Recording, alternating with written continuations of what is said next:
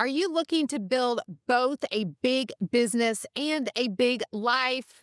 Welcome to the Upside podcast. I'm your host, Theresa Flood, and I'm back today with Seychelle Van Poole for part 2 of this episode. And we are going to get into all of the tactical things to build both a big business and a big life. This is going to be strategic. It's going to be tactical. If you did not hear my first episode with Seychelle, I'm going to encourage you to go back and listen to that one first and then come back to this one for all of the ways that we can put this into play. So say thank you for coming back. I'm so excited for this topic today because I think entrepreneurs feel like you have to have one or the other. Yes. You have to have the big business, you can't have a life. Or if you want a life, then you're going to have to sacrifice your business. You're not going to be able to do it. And I can tell you now, we've been leading thousands of women across the United States and some even in Europe. Which to learn more about that, herbestlife.com. Herbestlife.com. Yes. We've been really leading from the front on the mission of how do you have a big business and an even bigger life in the process. So today I'm excited. We're going to go through some key tactics to build that out because I think it's so permission giving when you have a framework to make that happen. Yes. So okay, let's dive right into it. Let's talk about your Joy album. Yes. So to have a big life, you got to know what your big life looks like. Yes. And so we always encourage as one of the first exercises we do at Her Best Life is to create your Joy album. And it's literally, I want you to go take your phone and I want you to schedule 10 minutes of time. And I want you to scroll back on your photos through your phone and look at everything over the last year or two. Because sometimes we're so quick to take pictures and move on that we forget all the joy. I was even just in the last 12 months putting together for you all the different places we've traveled. Yes. I had to go back through my photos. It's a long list. I had to go back through my photos because I was like, oh, wait, we did go here. Oh, my gosh. Oh, we did go there. Life happens so fast. And so go create a Joy album. You're literally going to create a separate photo album. And on those hard days, you're going to go back and look at that. But also when you're defining what you want your big life to look like, you need to know the people that are going to be in there, the things you were doing that brought you joy. Any photo you look at that kind of gives you a warm feeling or a smile, I want you to heart it. I want you to add it to that album. And all of a sudden, you're going to realize what an abundant experience you have already. And so now it becomes the question of the journaling exercises. What do I want more of out of this album? And oftentimes what we find is I want more time with the people that are in here. Yeah. I want more experiences with the people in here, and I need more money to make that happen. Yeah. That's really what that looks like. Yeah. Right? The part 3 is typically key. Yeah. It is. But now we have clarity around why we're building the business, what the goal of the business is. And now we get to define what we're willing to give the business in order to make that happen. So let's talk tactically about like how you break that out. Yeah. So with your business, oftentimes what I did for a very long time was I would say, well, these are my work hours. And then I have to give to my family time this amount, or I have to give to vacations this amount. And I want you to reverse engineer that.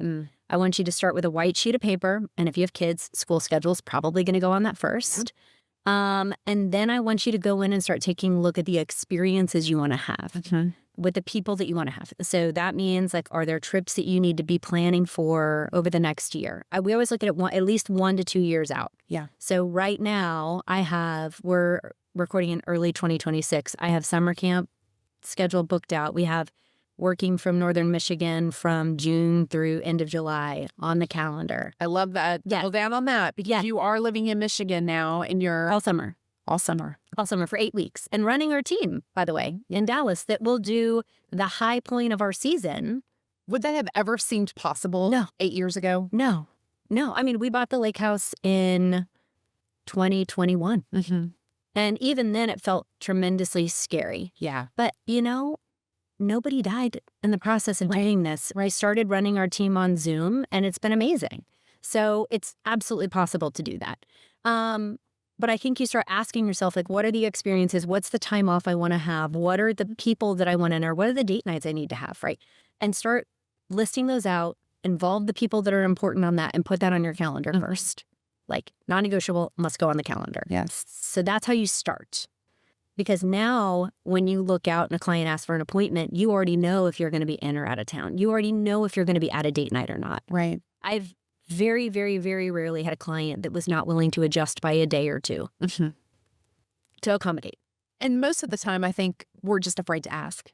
Oh, we're We're terrified afraid to to set that boundary. Yeah. Yeah. And it's because we're coming from the fear of loss Mm-hmm. instead of the abundance of value. Mm-hmm. And if they're talking to you, they're already engaged and interested in wanting to work with you. So if I said to you, Theresa, like, hey, I already have an appointment on Thursday evening, but I could do Wednesday, or if you want to do a lunch appointment, I could do Friday lunch. Would either of those work for you? Mm-hmm. Like if I call my doctor's office, like they're going to tell me when they're available. Right.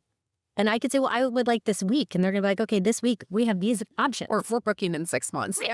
I'll see you in 9 months, right? Yes. Like we're literally treating ourselves like we are desperate and that they get to call all the shots. Right. They're coming to us because we have value and a reason Mm-hmm. to be there. And so we need to treat ourselves that way. Yeah. And we need to treat our time that way too.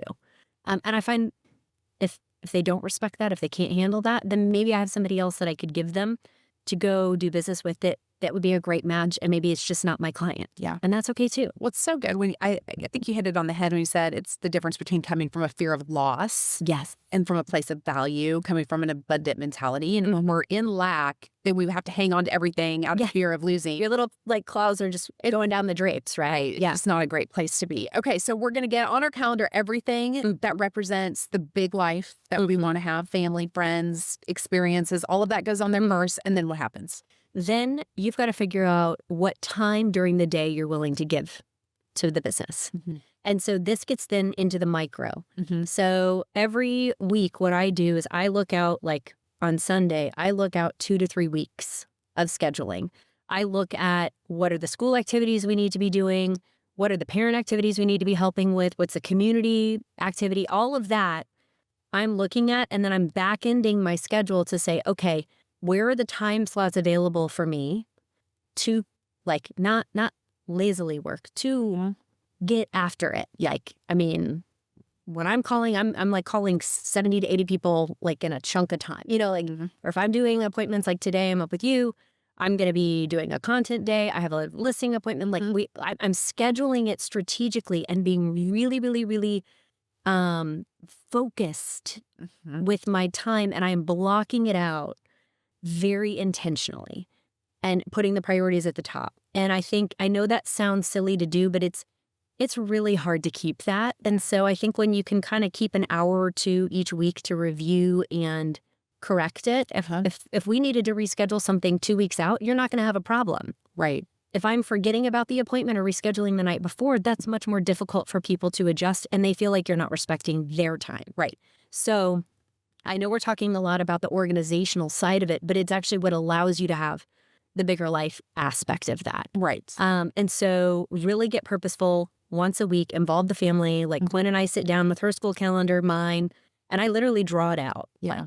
Because I can then see it and erase it and move it around. So when you started really living your life very time blocked, very intentional, do you feel like your capacity has increased? Meaning, are you able to do more in less time because your work expands to fill the time allowed? I do think that. I also think when you become a parent, you're like, what did I do with my time before kids? That's also that. I was like, what? I had so many more hours and I feel like I did so much less. Yes. So I think becoming a parent forces that. But even if you don't have kids or your kids have left the house, I think being really clear of like, this is the time I'm going to allow it. I'll give you an example. During COVID and homeschooling and all of that, Nick and I started taking a walk every morning together because we had to review what in the world is happening today. Right. Like, just get on the page. We'd get on the same page. Yeah. And so we would take a 30-minute walk with the dog and we would just review it. And then all of a sudden the world started opening back up. And that was such like an amazing time for the two of us to talk about goals and priorities and where we're at and how the day is looking and just to feel connected. Right. That I didn't want to give that back up. So you know what we did? We just moved all of our meetings back by 30 minutes with the team. And you know what? No one died. What? That is amazing. Oh my God. But I was terrified of asking the team about that. I know it's ridiculous. Like, you're the leader, Seychelle, but I was so scared of asking for that time. And you know what that actually allowed the rest of our team was they get to do breakfast with their kids. They get to take their kids to school. They get the gym workout in. They go get their cup of coffee and have a minute with their significant other or pet. Like, yeah. It allowed everyone, when you lead from the front of the life that you want to have, it's actually permission giving for everybody else in your world to realize that they can have that too. And that's really cool. It's really cool. So defining that makes a big difference. And then I think the third aspect of that then is to make sure you're communicating it, the why. Yeah. And so if I just said, well, we're going to start all of our meetings 30 minutes later, the team probably would have said, fine. But them understanding why that was important makes them, if they call me within the time slot, they know I'm on a walk with Nick. I'm so sorry I'm calling you during your family time. Or I'm going to be taking my kid to school at that time too. Let's start at this time. It gave everybody permission to allow us to have a life and a business at the same time. Well, and everybody would have told their own story around why it was being moved back. So somebody might have said, well, Seychelle's getting lazy. She's just sleeping in. Somebody else would have said, family is, her whatever is more important than the team. She's less. Yes. It leaves all of this opportunity for everybody to tell their own story around it. But as a leader, when we communicate clearly and effectively, that everybody gets to buy into that. Exactly. And come along. They get the benefit of all of that too, because it's a strategic decision. And when you're doing that with your health, you're doing that with your family, you're doing that with if it's your faith, or your wealth, your people around you love it, actually. And I used to be so afraid to talk about anything other than business because I was like, well, they won't think I'm serious. They won't think that I'm working hard. And I think it's actually quite the opposite. When they see you having a rich, abundant life, they actually want to talk about how they can have their rich, abundant life too. Yeah. And being a great leader is not about the leader having a big life. No, about everybody. It is. You create opportunity for getting to have that same experience. It is. And that is a huge part of it. We can't just go off on this journey by ourselves and enjoy the riches of it and not share it with everybody. Yes. So good. Yeah. So I think that's a huge part of it. And then you build your habit stack, you build your passive income and your active income around that, right? And you start going on that wealth building and income building journey, but you're very clear on what that needs to look like in order to then get to that perfect life, whatever it is that you imagine that you uniquely get to have. Yeah. So what do you say no to now that you used to say yes to? I did an entire year of therapy around the word no, Theresa. I'm gotta be honest. That was a real hard word for me. Word, Seychelle? It is a short but powerful word. Powerful word. Yes, my therapist, I call her my coach, one day was like, I want you to say no to me. And I was like, what? It's like, this is ridiculous. Yeah. She's like, no, say no. And I was like, no. And she was like, how did that feel? I was like, awful. She goes, do it again. And I was like, no. She was like, how did that feel? I was like, not good. Not good at all. She goes, do it again. For an hour and a half, we went back and forth with the word no. I'm not even kidding you. And she goes, we're going to say it till you can say it comfortably and it doesn't leave a pit in your stomach. Where was this in so 2020 is really when your business... 2020 is when it fell apart. 2022, end of 22 is when my dad passed away. And this would have been October of 23. So I was... Okay, so pretty far along in the process before you really started to embrace the power of no. I didn't feel like I had the ability to say no. There was so much happening to me. Because of the responsibility. Because of the responsibility that then I didn't even realize that was an option. I mean, obviously I know what... I understand. You understand it. Yes. Yeah. And so I had to really learn what that word meant for me. And you know what? I had a good friend who's having a conference, and he's like, you have got to come out. We'd love to have you come speak. It's going to be amazing. And I was like, it is going to be amazing. And I want to give you so many words of encouragement. I am in a season right now with my daughter where I want to be home and as present as possible with her because she's in 6th grade. And she thinks I'm cool right now. Yeah. Probably won't in the near future. Yeah. So I'm saying no to everything that's non-essential right now. And you know what he said was, that's fantastic. It's no means yes to something else. And I think explaining what the yes is makes the no. And not everybody deserves the explanation, but for somebody you care about. Right. I think it makes a difference. And to be able to say no, you do have to have such clarity on what you're saying yes to. Yes. Because really that no is because of a yes to something else. Exactly. It's not just no, I'm not going to do anything. It's I'm choosing this because of core values, because of season, because of alignment. Well, and sometimes it's I'm saying yes to a bubble bath and sitting around in my PJs because that is what my body needs right now. Right. That is perfectly okay too, but it's being clear on what you're willing to give your time to. And that's why I love planning out the travel schedule so far in advance, because you can then really realize oh, I'm going to be in this part of the country at this time. Well, then I could say yes to this person then. Right. Or I've got this month that's lighter. I could say yes then if it's really important. But if it's not, you already know where your time has gone. And it's okay. You can just say no. So burnout. Yeah. How do you It's real. adjust when you feel yourself getting to a place of burnout? What are the signs that you go, okay, something is out of alignment. Mm-hmm. I'm not tapping into the energy that I know that I need to be in. Yeah. How do you recognize that before you're at a place where you're Wanting to burn it down. yeah. Yeah. I mean, I think that's burnout. When somebody burns their business to the ground, it's the symptom of a long burnout process. Yeah. And like, I describe how I get burned out as I'm like a hair tie. If any of you guys have long hair, right? You're like a little rubber band. Yeah. My burnout goes, I'm stretching, and then all of a sudden I snap. Like it's not No warning. no warning. And I'm not snapping at other people. My body just snaps. Yeah, I get sick. I get really like just overwhelmed. And when I go back and look at how I have created that for myself, I said yes to too many things that were too far out because it's not an immediate. So it was easy to say yes out in air. Brett. And then I wake up and I'm like, it's all this week. It is all this week. I said yes to everything this week. And so I think by being able to take a look at your calendar 2, 3, 4 weeks out, you can physically see how that burnout could happen. Or if you have one week that you're like, I committed to all these things and I'm going to honor my commitments. And this week is going to be hard, but I can move all these things next week to make it easier on myself. You're counterbalance. You're counterbalancing. Yeah. Well, I think that's so good because we oftentimes look at our schedule or our lives in such a vacuum. Yes. And we don't see how yesterday plays into today and today plays into tomorrow and it's all interconnected. Absolutely. And so key on that. Yeah. Okay. Leave the audience with one last piece of strategic advice about building a big business and a big life at the same time. What would you say to the person Gosh. in the trenches? I would say building a big life is so much more fun when you get to do it with the people you love.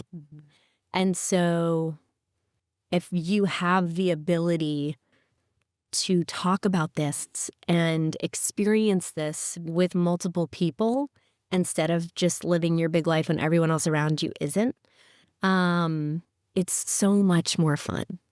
It's so much more fun. And that's really where her best life came out of. That is. Yeah. It's creating circles of women who are on this journey together and creating those tribes. Yeah. And it's amazing to see around the country how many women are still together and still stay in touch and still travel to see each other through curating that connection and so awesome. Fostering connectivity. It's done an amazing job with that. Thank you. Yeah. It's been a real, it's a passion project of ours for sure. It's been a real gift to get to give. Well, if you're listening and you think, I resonate with that, or you have someone in your life that you think resonates with that, herbestlife.com is where to go for that. Be sure to tap into your podcast. Yes, Empire Building. Find it on all the platforms. Yeah. And come join us along for the ride. It's so much more fun when you get to do it together. Yes. Thank you for being with me today. Thanks, Theresa. For investing in us. You're amazing. I appreciate you. Appreciate you. All right, everybody. Thank you for tuning in. As always, when you invest in your personal growth every single day, it will yield you great returns. Keep living on the upside.